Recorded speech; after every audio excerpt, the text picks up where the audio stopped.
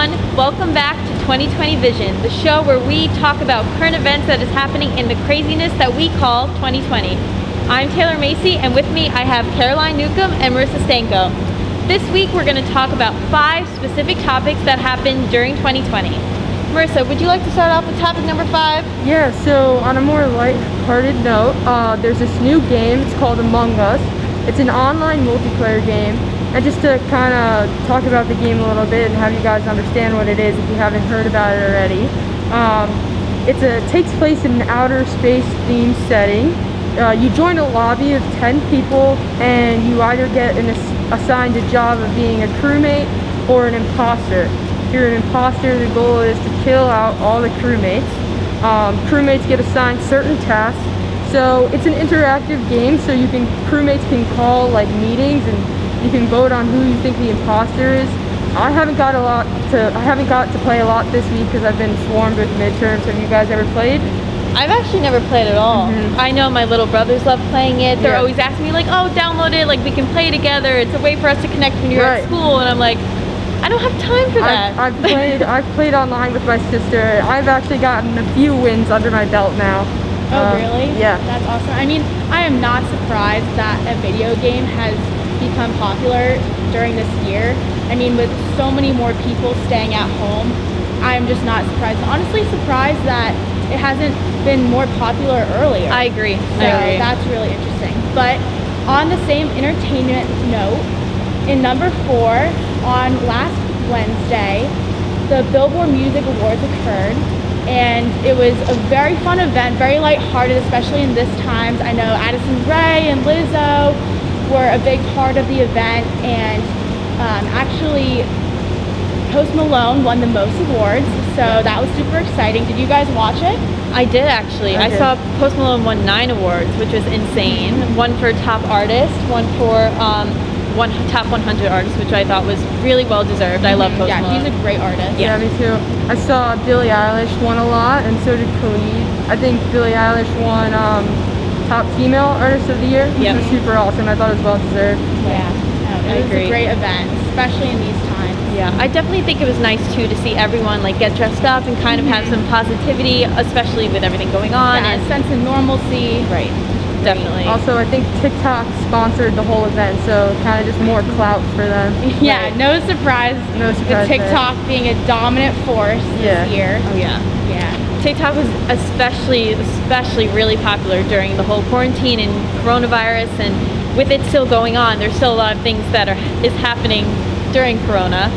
For example, that brings us to topic number 3. We just hit 40 million cases around the globe for coronavirus since March.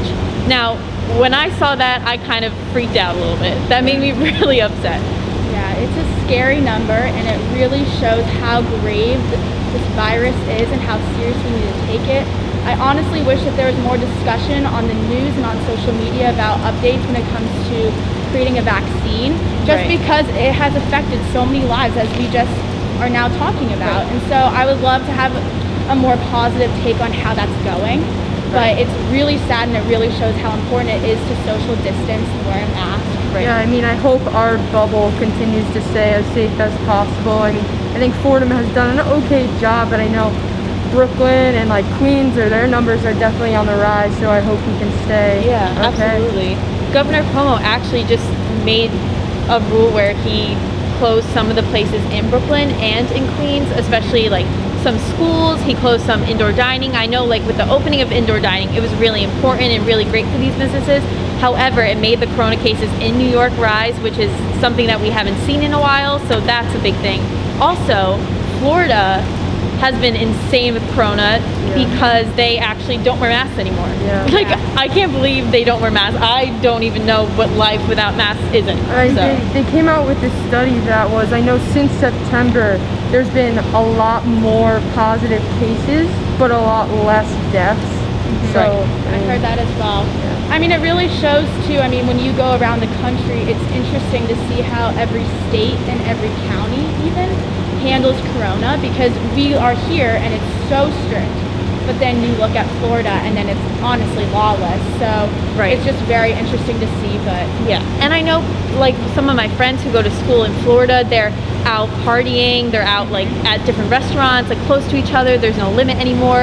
And it's kind of crazy how we are in the same country, however we're living completely different lives with safety yeah. precautions. life looks a lot different. And Right. I know that I'm from Ohio, and a lot of people there have gotten cases because of the looser restrictions. And so it's just really interesting to see. But no matter what, the amount of cases that are currently the case really shows how we should be taking this seriously. Yeah, I agree. Well, on another serious note, the Supreme Court nominee hearing took place this week, and Amy Coney Barrett, who was Trump's nominee, was watched, and over the course of 4 days, she was asked questions about her personal life, her political views.